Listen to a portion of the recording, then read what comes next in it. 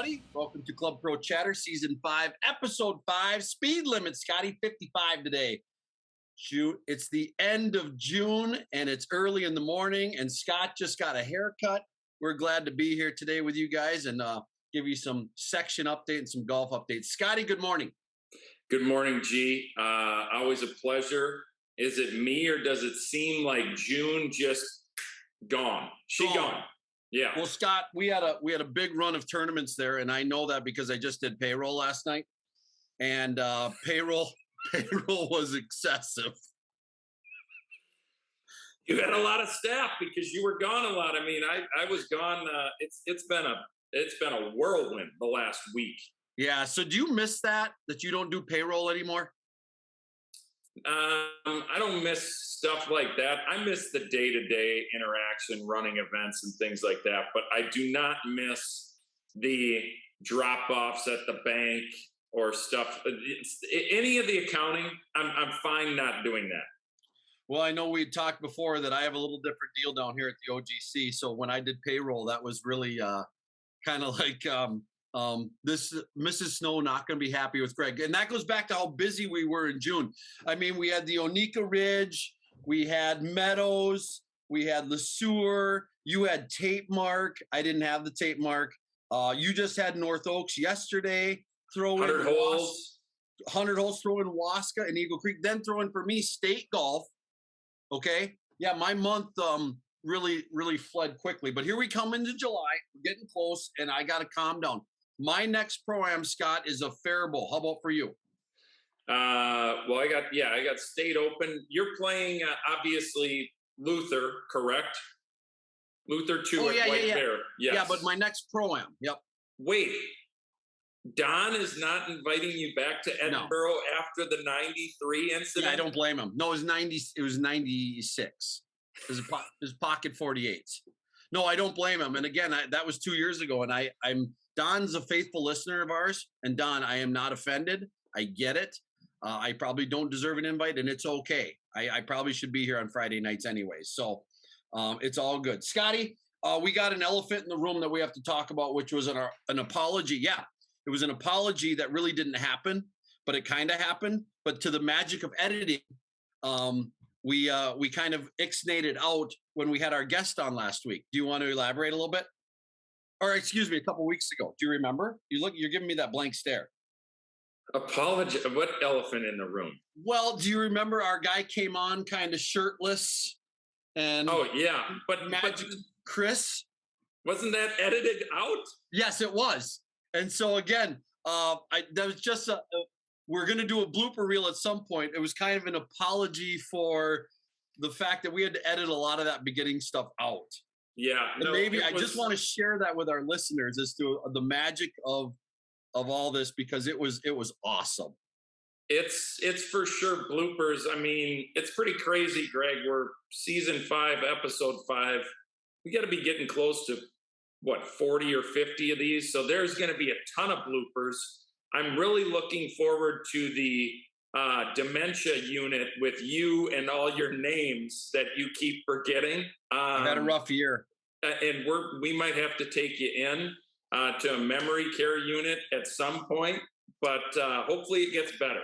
Scott, do you have mess-ups on that back in early June when we did our last one? I'm just trying to think. I probably did, but I'm looking back at my notes. I got nothing here. Yeah, I don't. I mean, I'm really excited when we jump, because I always love to jump ahead to the picks, because I'm really looking forward to that. But no, 100 holes. Hey, we survived 100 holes since then. We're going to talk about that. We're going to talk about that. Kelly. And I don't know if PK's ever going to talk to us again, because 100 holes is a lot with Greg and Scott. 18 holes is a lot with Greg and Scott. If you think Scott's excessive, having Scott and Greg. It's pretty crazy. It was an awesome day. Very windy. I mean, can we talk about the wind in June, Greg? Has there been any days without wind? Played last night. How about the Waska Pro-Am? Your Ripstick? The Ripstick Pro-Am. Oh, yeah. How about that win? Was that as tough as you've ever seen Waska?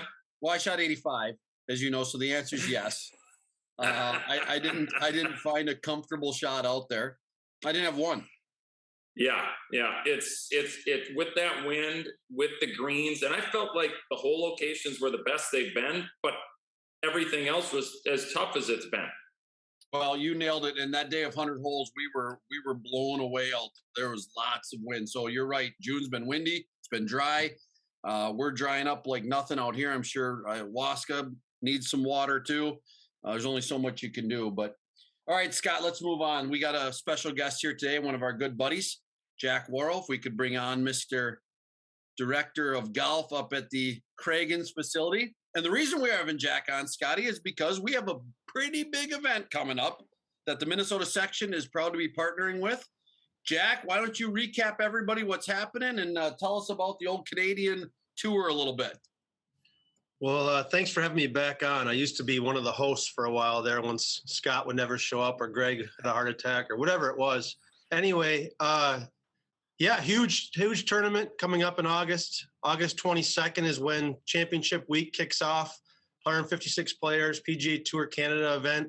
We're the 11th on the schedule, so we're pretty important for the Fortinet Cup race, which is basically the FedEx for those guys. There will only be one more event, and then they have their last event of the year. So basically the Tour Championship for them. So it's pretty important event, huge for Brainerd, huge for Minnesota. We want to have as many people there as possible. We also need some volunteers pretty badly, need some caddies. So I think this might be a good place where some of these guys or someone knows some high school golfers or college golfers that could help us in the caddy department. That would be terrific. The event itself is ticketless, so anybody can come. So we have a ticket sponsor. Positive Realty is going to be our ticket sponsor. Now, anyone's welcome to come. If you have a couple grandkids or kids that want to get out and just see the game, and literally you are right next to these players. It's not like the tour where everything's roped. There's only a few areas that are roped, and you can literally walk with the player down the fairway. So it's pretty fun. We went to the first event up in Victoria, British Columbia, and it was awesome to see it live. Now we kind of know what we're getting into, and I think Brainerd's going to receive this very well for sure.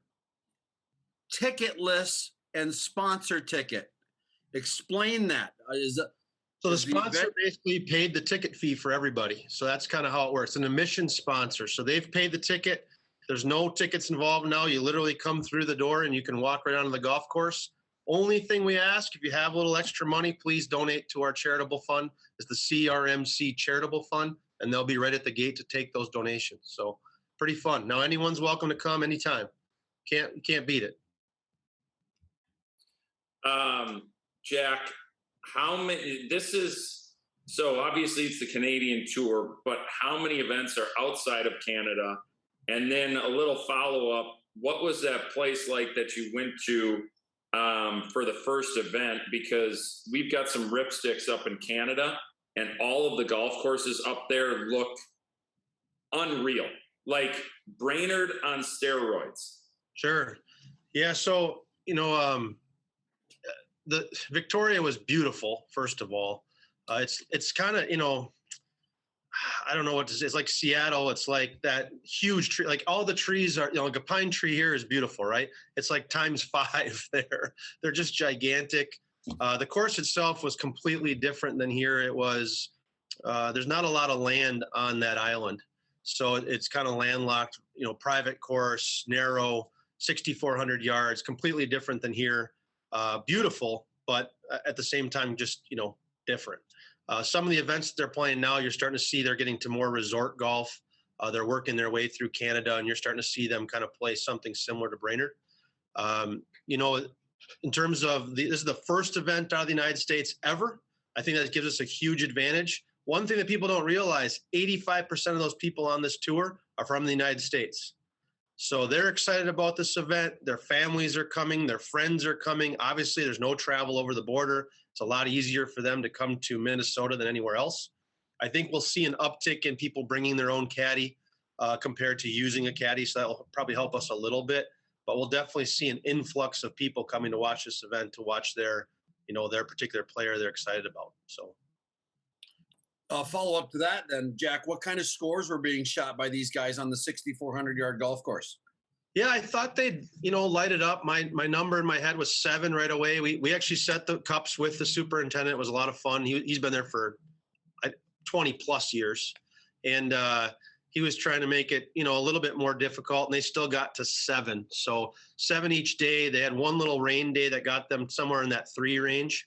So I think overall, if I remember right, it was 16 total was the winner. One? So what's that? That one. Yeah. 16 under was the winning. 16-1. I think the best round was 8, I believe, eventually. So it was, what do I see here? I have no idea what to expect. 7,000 yards.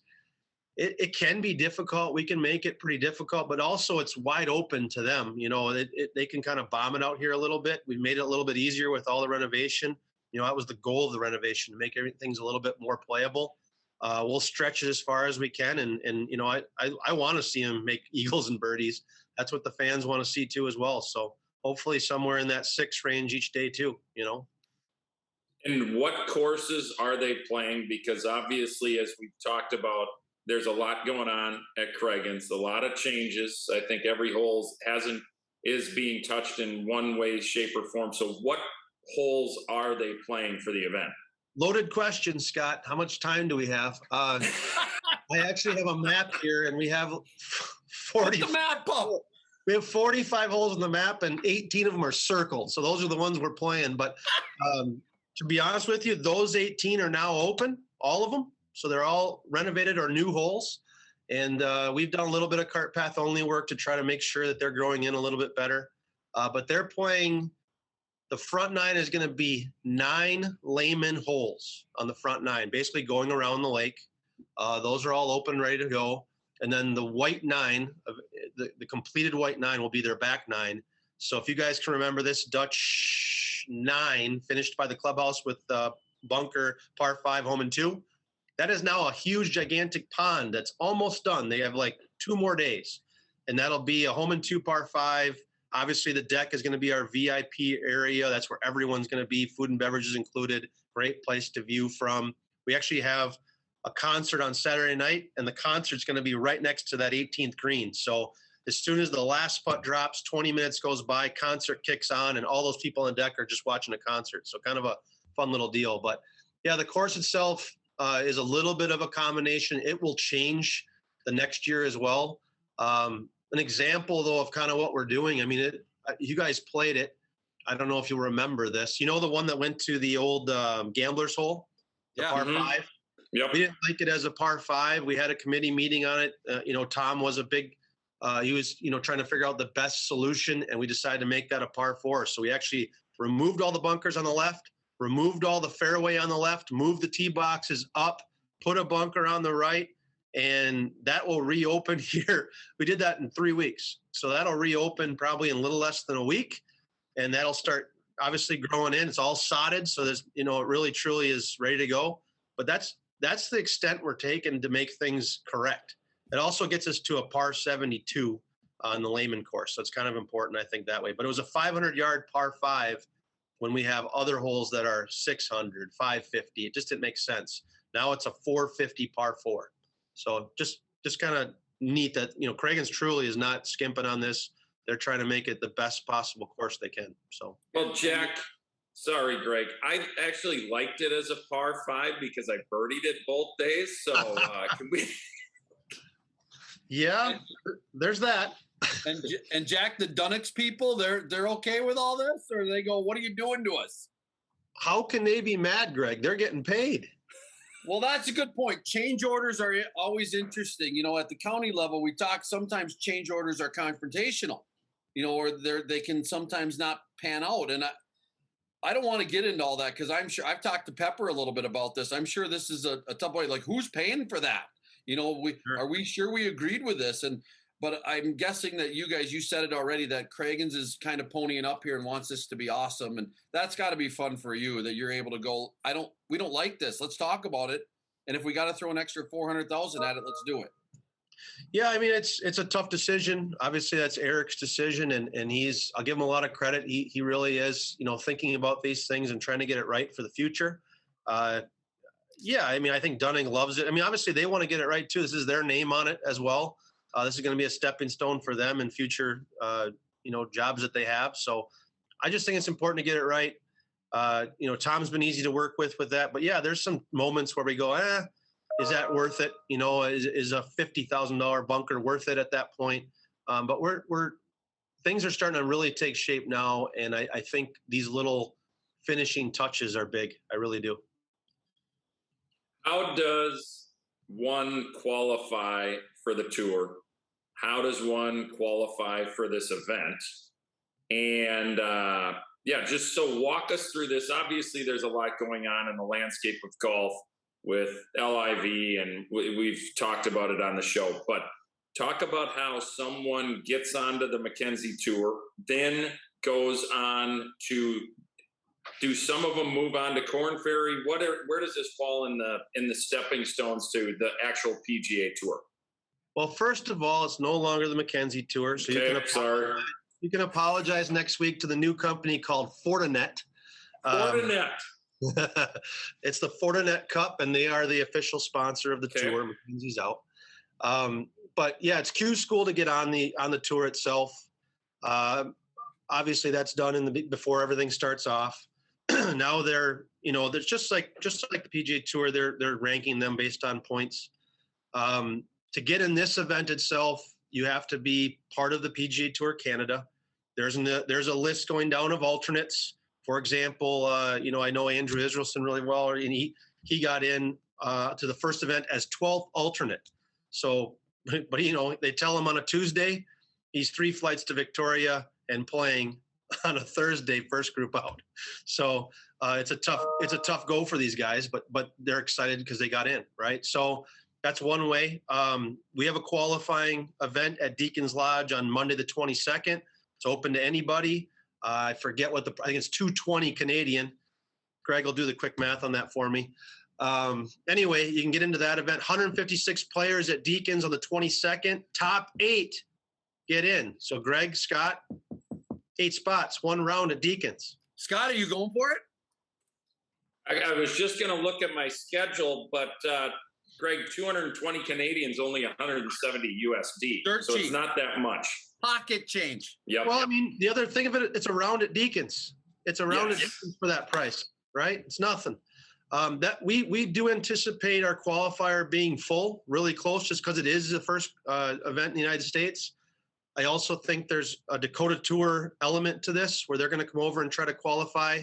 Their big event is the same weekend, so I don't know how they're going to pull that off. They might try to qualify, not get in, stay in their event. However, that'll work. But I think 8 spots is pretty solid. If Jesse Nelson is not at Deacon's Lodge, I don't know who is, right? I mean, he might get in with some other things. But the other way to in is to win the state open. You guys, not you, Greg, because you're not playing, but probably Corn Days or something. And then we also have our CRMC points race run through the Minnesota PGA. Let me pull this up. See where is this later? Oh, we're doing it later? Later. Got it. So there's CMC points race. Top 25 play at Cragun's on August 8th. We have a tee time start that day, and the winner from that will get an exemption into this event. And we're also paying a few spots too for the guys that have gotten that far. We're paying 10 spots for that event. So that's a one-timer at Cragun's as well. Once you get in and you start playing, I think the number 1 guy gets PGA Tour status, and the other ones get Corn Ferry status going down to 10th. I could be way off on that. I don't know those particulars. I should know that a little bit more than I do. So I know it's very competitive. I know that you have to play extremely well to move on. The biggest thing that they're trying to do, from what I'm gathering, is to groom them to make the tour and be comfortable when they're on the tour. So everything we do is the same. Our Pro-Am day is the same. The tee times we run are the same. The rules are the same. No hats in the clubhouse, no cell phones. I mean, we went to the first meeting of the year, and they gave them the rundown. This is what you do. This is how it works. And if you don't like it, don't be here, right? And to some extent. So I like that part of it. It really is kind of the minor leagues and the grooming to get these guys on tour. So when they get there, they're ready to play well. They're comfortable with everything going on, and they end up winning. That's what they want. So, all right, 2 more questions, Jack. Eat one for me and Scotty each. All right. What can you mentioned this a little bit earlier, but what can Minnesota Section PGA pros do to help you get the help you need? Do you need us to start recruiting some top caddies from our clubs? Obviously, I don't have any in Olivia. Or do you need people to say, I'm willing to go work 3 days up there and I need lodging? You know, what can we do as PGA pros to help you? There's a couple things that I could see reaching out to your member or talking or keeping your ears open is number one, because you're going to hear, hey, you're up in Brainerd, you love this.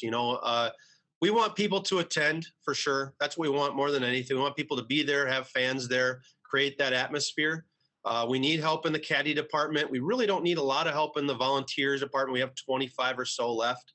By the way, to sign up for all this, to get all this information, CRMCChampionship.com. Super simple. CRMCChampionships.com has all this info. You sign up for this stuff there. Championships or championship? Championship. CRMCChampionship.com. So the big thing is, we want some caddy help for sure. Another area that we need a little bit of help with is if anyone has a guest cabin or an extra cabin or room up here, the players would love to be hosted, and you put them up for the week. It's kind of a cool deal. Like the first event of the year, they actually hosted the winner. They also caddied for the winner. So and they've never met each other. So that person caddied for them, hosted them. They end up winning. Never know that guy makes a PGA Tour. What a connection you have now, right? So that's kind of the fun of it. But yeah, if anyone knows anyone that's, everyone has a tie to Brainerd, it seems like in some way, a member that's up here, or they come up here, or they have a lake cabin or whatever it is, send them our way, get them involved with the event in any possible way. And that makes us happy. That's what we need more than anything. We just need that push from as many people as possible. So name some of the top players that have went through the tour. I know I see Tony Finau on a lot of your promotional stuff, so obviously he's a big name, but who are some others out there that people maybe are not aware of that have went through this tour? Corey Connors is obviously the other big one. Damon is another big one. I've lost you guys here on my screen, by the way. There you are. We've still got you. But yeah, there's a I believe so far, I'm going to get this number wrong too. I think it's 27 wins on tour from PGA Tour Canada. I could be wrong. I may be way off, but it's 15 to 27 somewhere in there. I should know it. Sorry. But yeah, it's each week there's 5 to 7 players from PGA Tour Canada playing.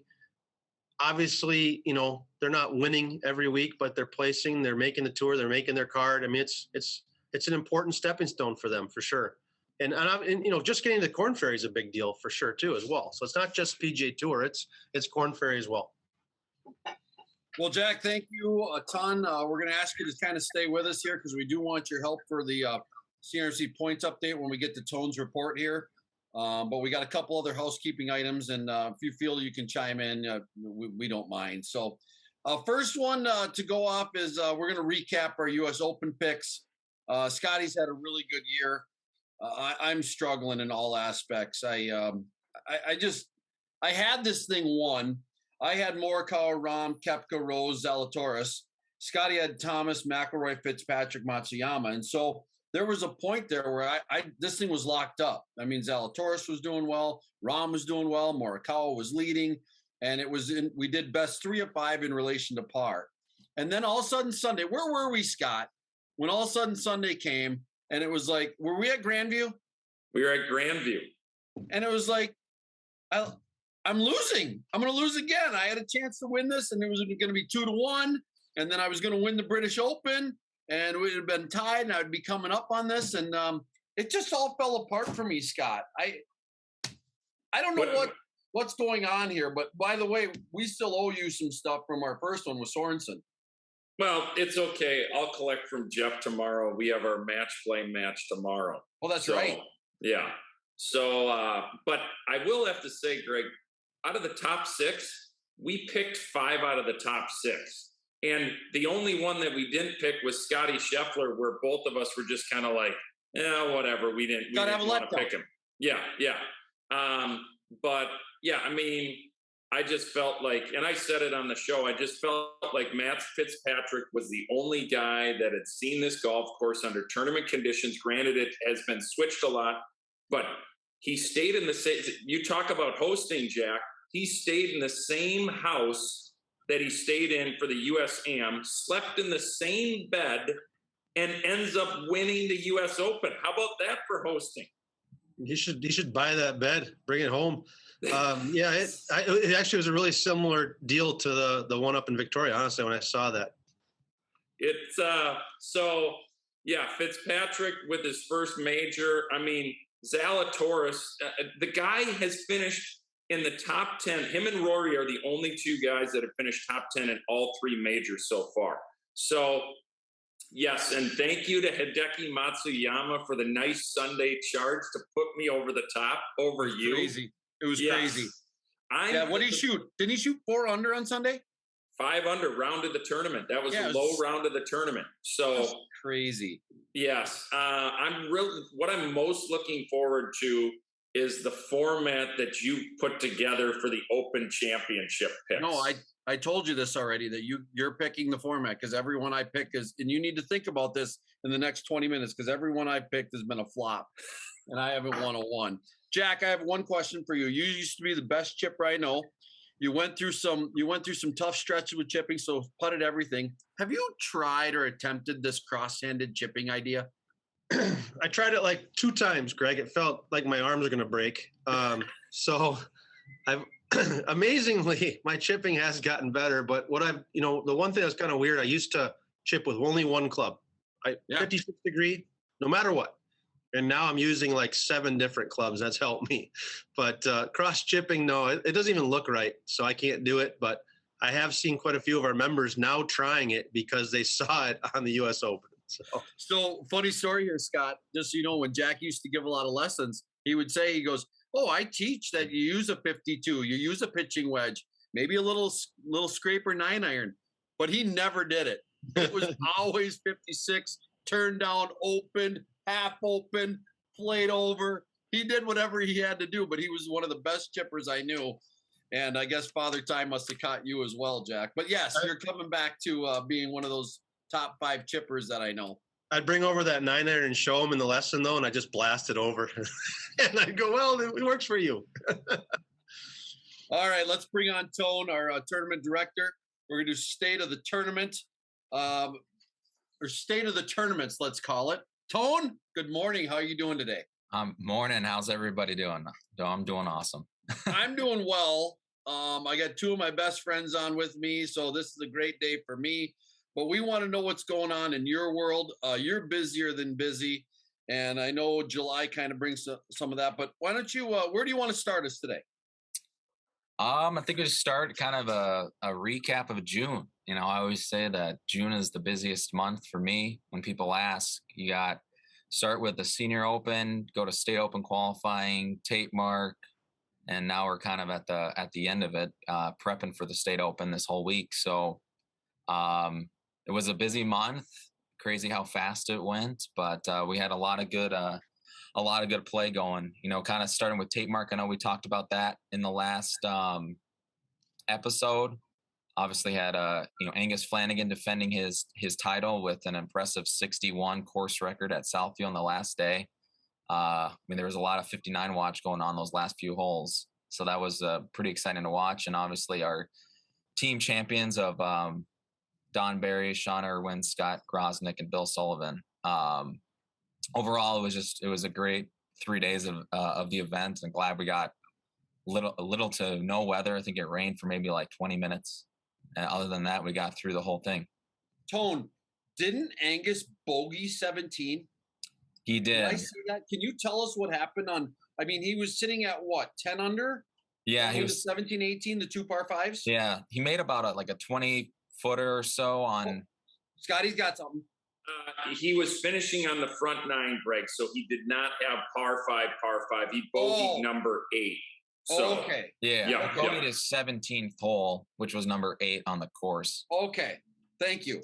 Talk us through those last couple holes, because that had to have been fun to watch. Yeah. No, it was on number 6.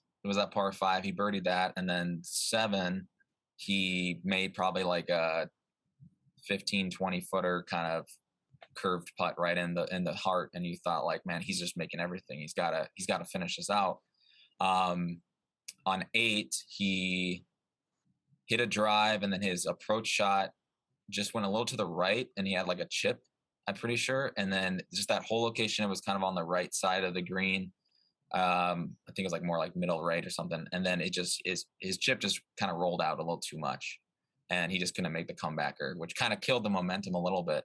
But because 9's a very birdieable golf hole. 9 we had pushed up to like 275 on the last day, and so I was like, had he made that par, on the 8th hole, maybe he would have tried to go for it, but he decided to lay up, and he just made par. So he was like, you know what, let's close this out.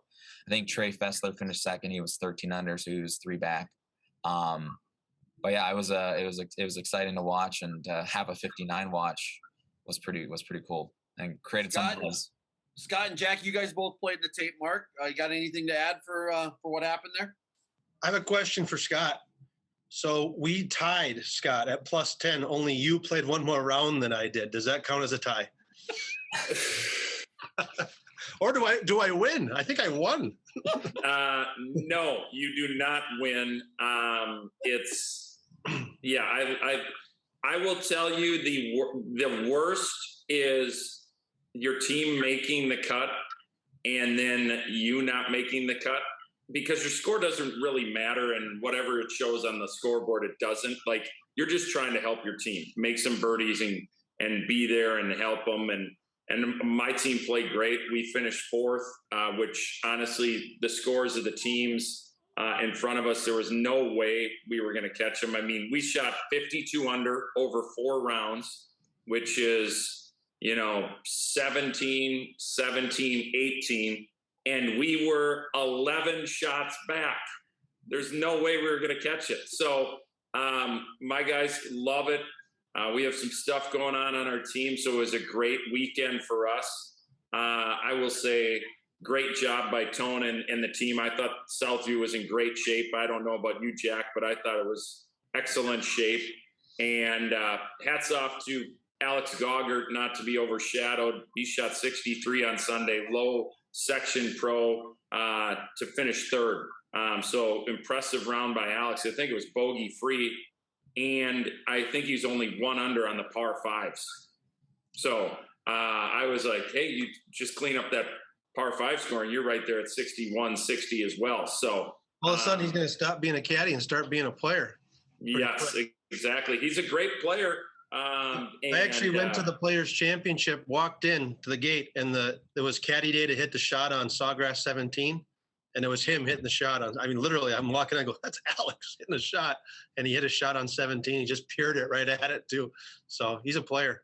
Yes, he is a really good player. He played for a little while out there. Obviously, he played at the U. He's won a Wisconsin State Am. So, yeah, great player. But, it was an awesome weekend at Southview. I thought it was a great job, Tone. It was a great event. It really was. It was awesome. The course played, 61.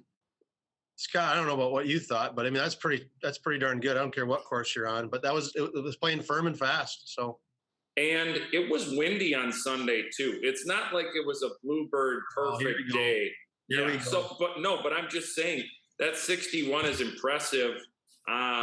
We were turning to across the road. We were teeing off on 14, and Angus's group was finishing up on 18. And I had looked, and I'm like, what did he shoot? 6 or 7 under on the front, Tone?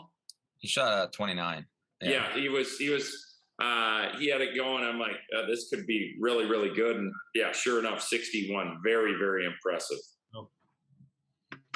Yeah. So, I mean, it was, thank all the players and all the partners for the event. Having 51 teams is pretty much as many as we like to do to make sure we have that kind of the wave and pace of plays, as good as it can be. So looking forward to next year and already planning. So it's awesome. Tone, next up on your plate, obviously next week, the big state open. You've been doing a lot of qualifiers. Where are we at with all that stuff? Yeah, all our qualifying's done. We just finished up our second chance qualifying this last Tuesday. So we got the full field, 156 players.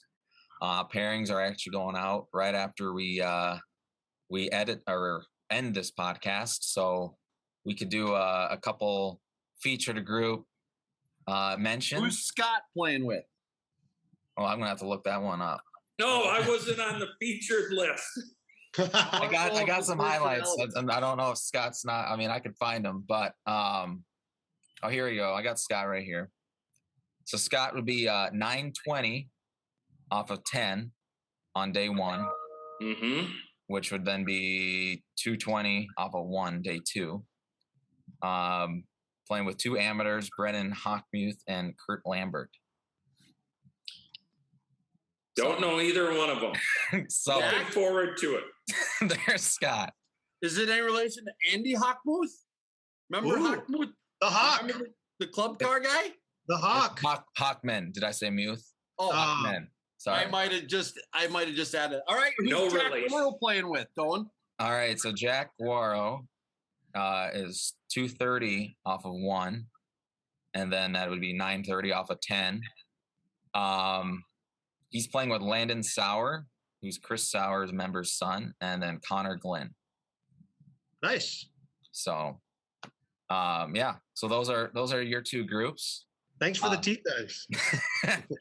Is that what you needed, Jack? You needed Late early. Late early. Missed the cut. Go home. So no, you're gonna make the cut this year, Jack. You're gonna do it. I'm trying.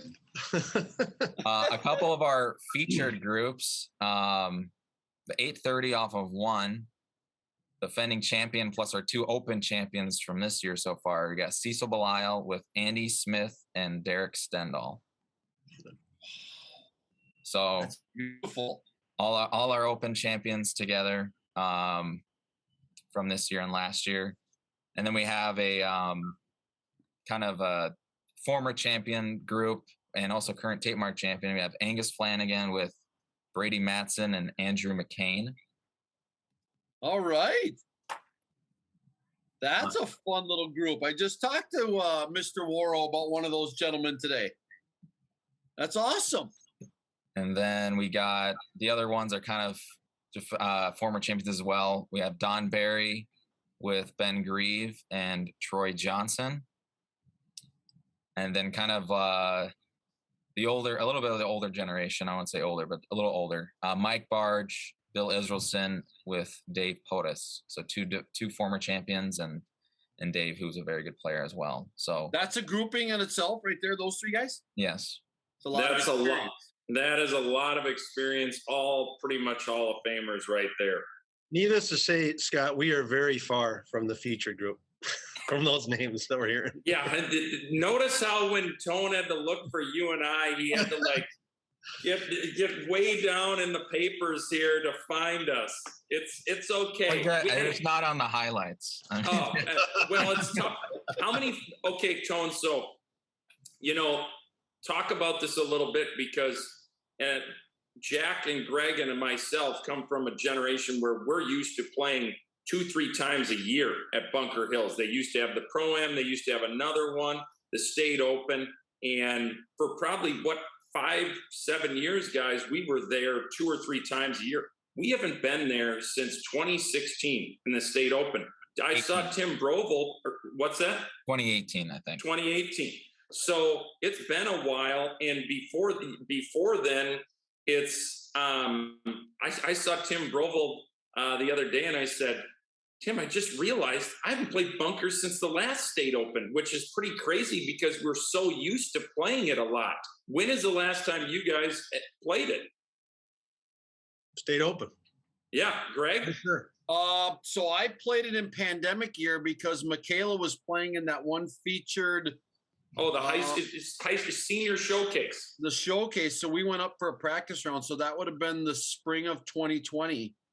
Would have been the last time. You're right. I always look forward to that National Rental Car Pro-Am.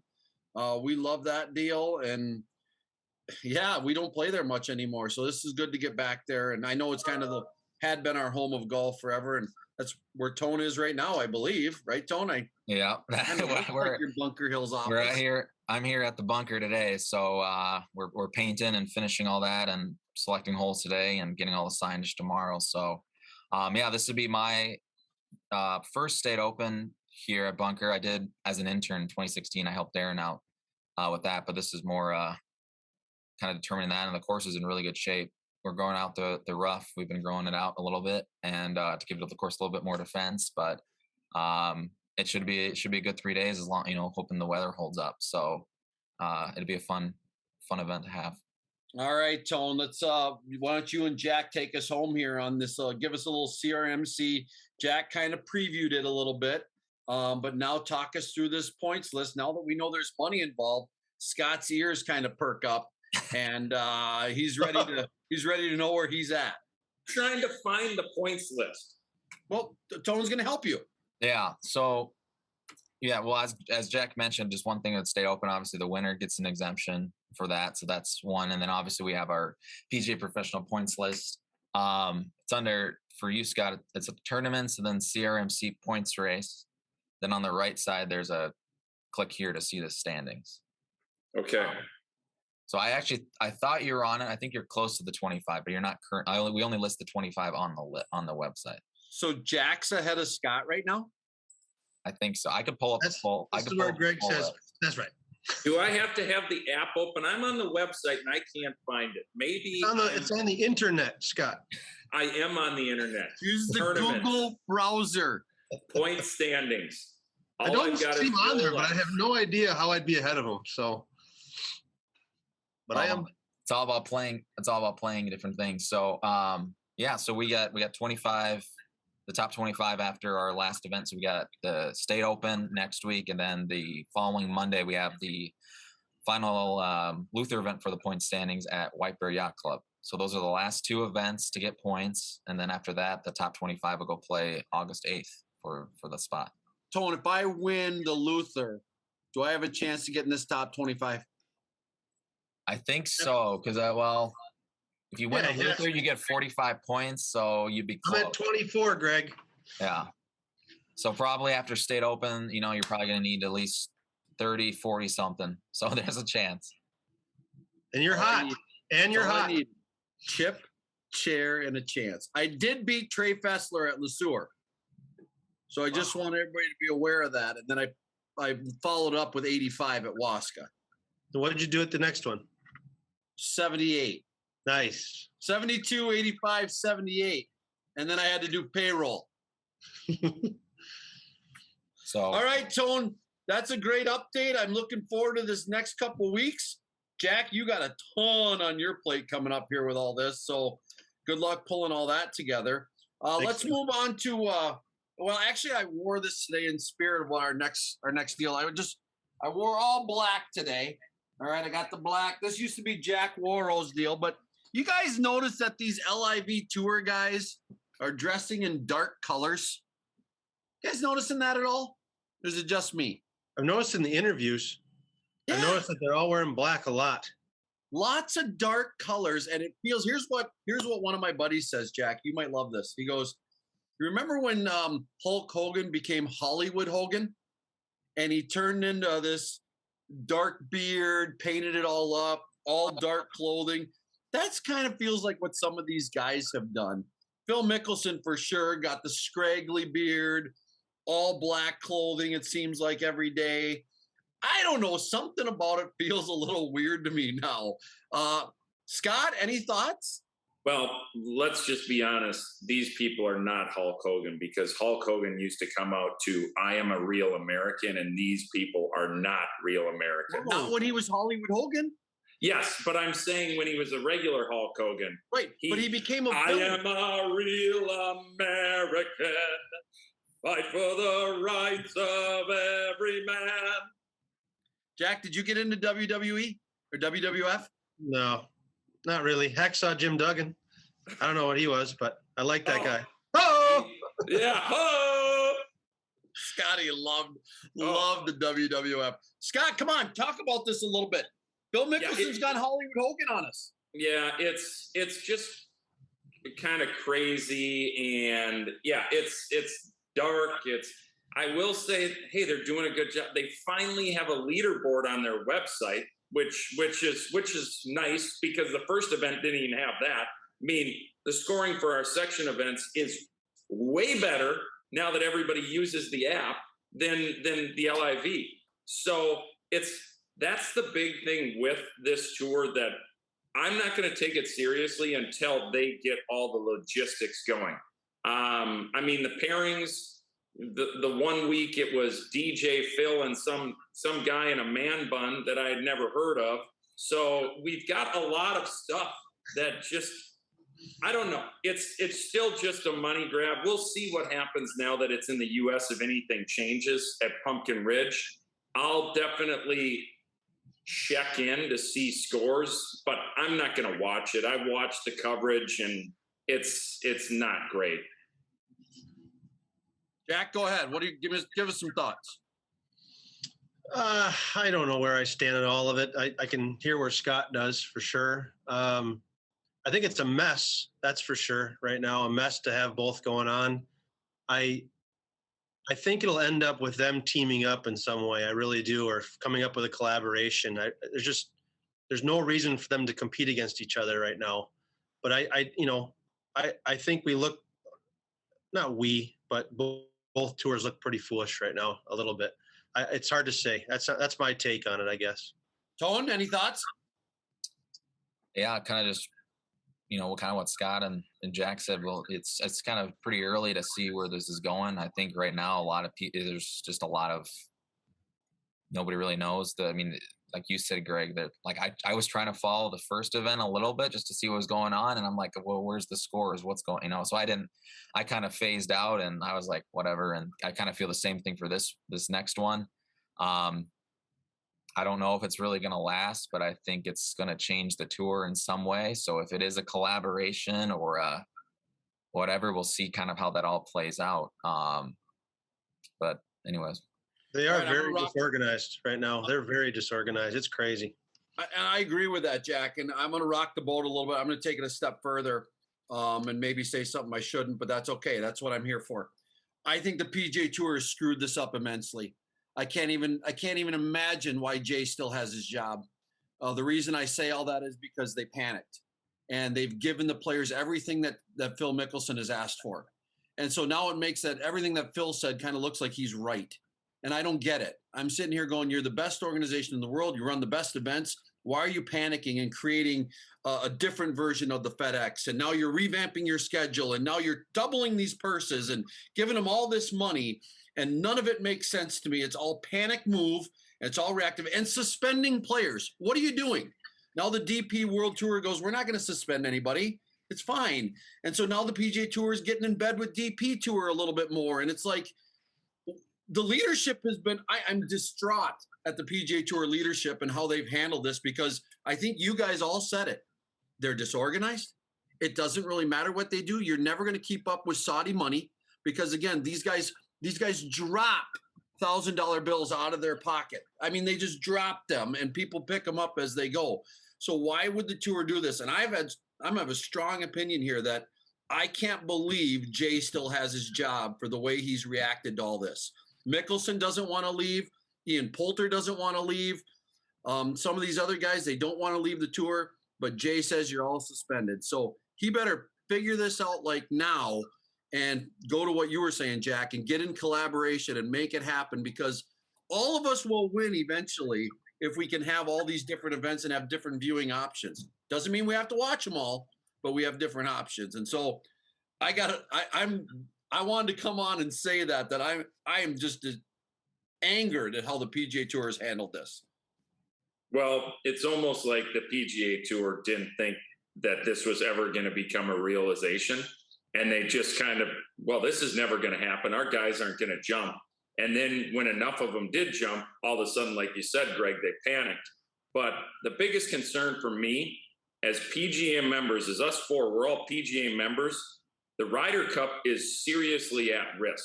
If you have a Ryder Cup without Sergio Garcia, Ian Poulter, Brooks Koepka, Patrick Reed, Bryson DeChambeau, those are the most vocal and passionate individuals in the Ryder Cup, for sure Patrick Reed and Ian Poulter and Sergio Garcia, we need to be seriously concerned about the future of that event, because if they are not allowed to play, then it's who knows what's going to happen. And it isn't a big deal to these guys. Most of them view it as the only reason they do it is because they get $250,000 for their charities. So ultimately, a lot of them play in it out of obligation and because they want to avoid bad press. But the bad press is already out there. They can't play. I'm really concerned about the Ryder Cup. I think you got to be careful when you say all, but yeah, I think some are playing because they have pride in it. I hope, anyway. The big thing I see is that you got the best players in the world can't play against each other anymore. You can't put all the best players in the world against each other, which is what we all want to watch, right? I want to watch the best players play and see who wins. But the Ryder Cup for sure it's a mess right now. I'm assuming it's going to be a mess. They'll have to figure that out pretty quickly. Well, that's a good point, you two. I hope our leadership of the PGA doesn't act like the PGA Tour's leadership. And the fact that we don't need to panic. We need to figure out a way to get these guys on in these events, because Rory McIlroy single-handedly, and I never cheer for the Europeans, but his comments last year gave me goosebumps. I'm getting them right now just thinking about it, as what he said. And he teared up talking about the Ryder Cup. And again, he's become this leader of, and Scott, you're a huge promoter of this, of our PGA Cup matches. I know there's maybe not a lot of money, but there's pride, and we should do this for our organization. And when you get those goosebumps of doing it, it's bigger than the money. And that's why I'm still so mad at the PGA Tour of, you can't compete with their money. So don't try. Be good at what you're good at, and let's not screw up this Ryder Cup, because I could see that happening. Tone, any thoughts on that? Yeah, well, didn't they I don't know if it's the PGA, but they came out and said that the LIV tours are not eligible for the Ryder Cup, correct? Yes, because anyone that is not, you have to be a PGA member, which means anyone that's a member of the PGA Tour is a PGA member. So they are no longer PGA members, therefore they would no longer be eligible for the Ryder Cup. Yeah, Greg, that was a great view. It clarified too. Greg, that was a great view. Could you go back to that? I have no comment right now. I did not heard that, Tone. That's amazing to me. Yeah. So it's that. I mean, that event. I mean, it kind of like the Jack's point. I mean, you want to watch the best players go against each other, and now it's such a, where are you going to watch? I don't know where this is all going to play out, but yeah. You know what the Ryder Cup becomes? It becomes the Pro Bowl. Not good. I thought the President's Cup kind of had that. No, but the Pro Bowl. No. All right, we got to get off this topic before I really lose my mind here.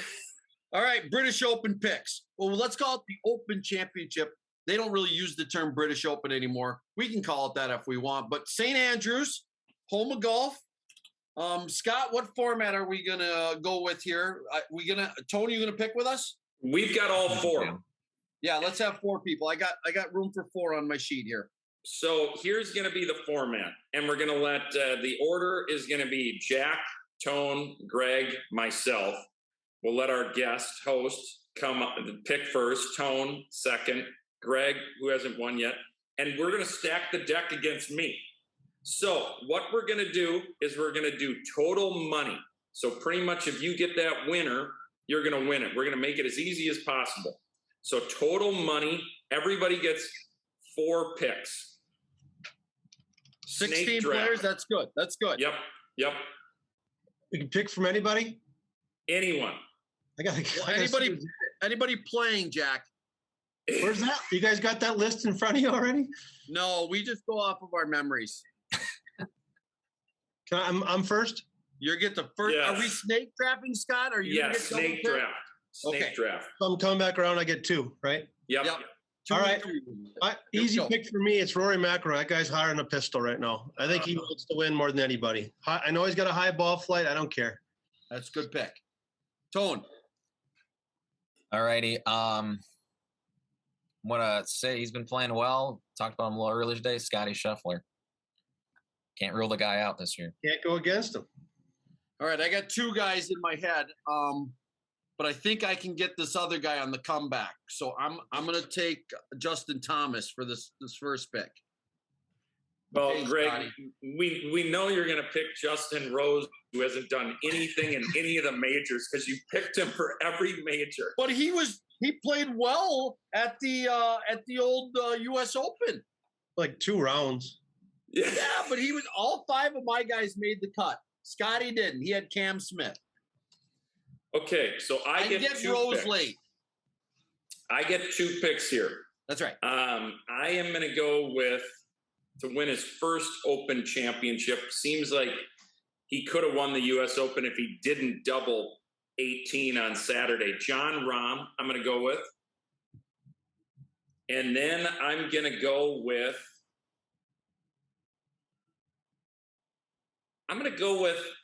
Matt Fitzpatrick. I like the double up. He's hey, you never know. That cross-handed chipping on that hard pan, it kind of bounces into it. He has no He chance. grew up over there. I know, but he wasn't cross-handed chipping, and now he's going to bounce into some stuff. All right. All right, I'm coming back with the guy who I was possibly taking first. I'm going to take him in the second round because he's available, and that's Morikawa, past champion. All righty. That was going to be mine. Let's see. Apparently, I can get Justin Rose later. Apparently. Yeah, You can have get him in the 13th round. I'll choose Xander Schauffele. Yeah, Pat, I was wondering. He's the guy I usually pick too, but he just won, so it makes sense. So Jack Worrell, 2 picks. They're out of this event, right? Huh? The live guys are out of this event, aren't they? No, they're Yeah, in. they're in. Ah. Yeah, there's a live Like, guy. you going I'm to pick one of those guys? I am. Why wouldn't I? Best players in the world. All right. I get 2? Yes. I'm a mess right now. Anyone do Zalatoris yet? Nope. Is he in that event, I'm assuming? He Yes. qualified. He just Let's barely take- qualified. Let's take him. Yeah, that's not a bad pick. Going for 4 top 10s in the majors. He seems like he's playing well compared to Greg and I. Let's see here. I need someone that knows what they're doing over. Is like Leishman in the event, you think? Oh, the leash? Yeah, I need someone like that. There's going to be a sneaky player that gets in there. Well, Tiger Always. Woods is playing. He's sneaky. Yeah, he's not sneaky enough, So though. are you I'm taking gonna- Leishman? I'm going to take Leash. Something weird like Okay, Leishman. I like that. That's not weird. He plays very well at Masters and in this one. Low All ball right. flight. Low ball flight. Tony, you got anybody that starts with an S left? Well, no, I gotta go with this one. You know, if I don't choose this guy, then I'm not living up to my name of being Woods. the Tiger Woods stalker. And Yeah. JD listens to this, he's like, "Why didn't you choose him?" So I'm gonna go with Tiger Woods. I've heard some good things that he's feeling a lot better, and you know, St. Andrews, it's flattest course for him. So let's go with Tiger. I'm going with a past champion at St. Andrews, but not Zach Johnson. I'm going to go with Louis Oosthuizen. Isn't he injured? Dude, hey. Greg picks injured. Is he injured? No, he's been playing on the Live. He'll play today. Isn't Live today? Yes. Don't know. Thursday, Friday, Saturday. Yeah. What time's the shotgun start? Isn't it like 10:30 or 11:30? Yeah, I don't 11:30. even know. All right, so I get 2. I'm trying to see if Leishman's actually in the field, Jack. I he not am in there? too. I can't find anybody. Well, this Just let's type in go the on record. I got it. British Open Open shoot. Field. Okay, You got so a chance now. I've got 2 picks here. I'm going to go for the Open Championship, the greatest Open Championship celebration. Jack Nicklaus. Sugar Shane Lowry. It was so good it lasted 2 years because they didn't have it. Sugar Shane Lowry loves the low ball flight. They just love him over there. And then finally, for my final pick, I'm going to go a little off the reservation here. Let's see here. Boy, not Justin Rose, that's for sure. I'm going to leave him. I'm going to go with Burnsy, Sam Burns. I like that you picked these young hot guys. I'm going to go with DJ, Dustin Johnson. Ooh, our first liver. No, you've got 2 livers. I got 2 lives. Oh, you're a big fan of those live players, huh? I don't care. Let them go do whatever they want to do. Just stop overreacting, PGA Tour. It's pretty simple. All right, Tone. Did someone choose Cam Smith? No, you love Cam Smith. We know you love Cam. We're going Cam Smith. Then you should have taken Justin Spieth earlier. You would have had the all. Justin Spieth. There he goes again. Did I say Justin Spieth? Yeah. Yes. Jack, last pick, Mr. Irrelevant. Leishman's in, just so you know. He's 50th in the world rankings. He's the last one in, so he's just barely in. He's hungry. Anyway, I'm gonna go. Anyone go Schauffele yet? Yes, he's gone. Oh shoot! All right, no worries. This is a big pick though. You know what? No, I hate that guy. Yeah, cheer for him. Can't cheer for Garcia. I can't cheer for someone I don't enjoy. Right. I'm gonna go really weird. He's in. I'm gonna go Van Ruin. EVR. Not playing well. His caddy's playing well, so that's good. And I think he's gonna get him through. He loves it over there. Is he? Yes, Gogger's on the bag for Van I'm Ruin. gonna do a little. This one I have something to cheer for. Jack, question back before we close out the show. Are caddies compensated if they come up and help you in that Canadian? I mean, $35 a day. Is that with the player?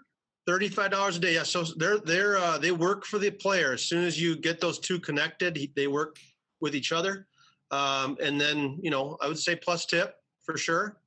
If you take the bag on a Thursday and all of a sudden your Thursday, Friday, Saturday, Sunday, that guy wins, there's going to be a tip involved guaranteed. So there is a little.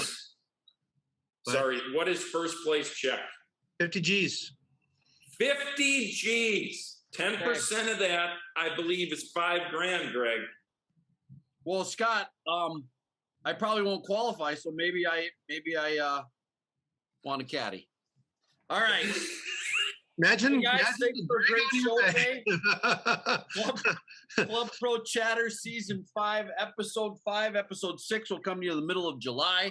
Jack Wawro, thank you for coming on. Tone, thanks for all the work you do with the editing and splicing and taking care of us. And Scotty, thank you for being you, buddy. Thanks, Justin Snow. What's the update between me and you? Go ahead. It stands at 9-2. You've got 2 wins on me. You beat me at 100 holes, last 18 holes. And where was the other one? LeSueur. That is right. And then I let you off the hook at Eagle Creek because I double bogeyed my last hole. Yeah, and what'd you shoot at Eagle Creek? 78. Scott shot 77. Don't care about your 78. No, it was bad. None of us played well there. No, Jack did. Oh, Jack played good. Yeah, he doesn't notice when he gets beat, does he? He doesn't notice. Yeah, he doesn't. All right, everybody. Thanks for a great show. Why don't y'all have a great day? We'll talk to you soon.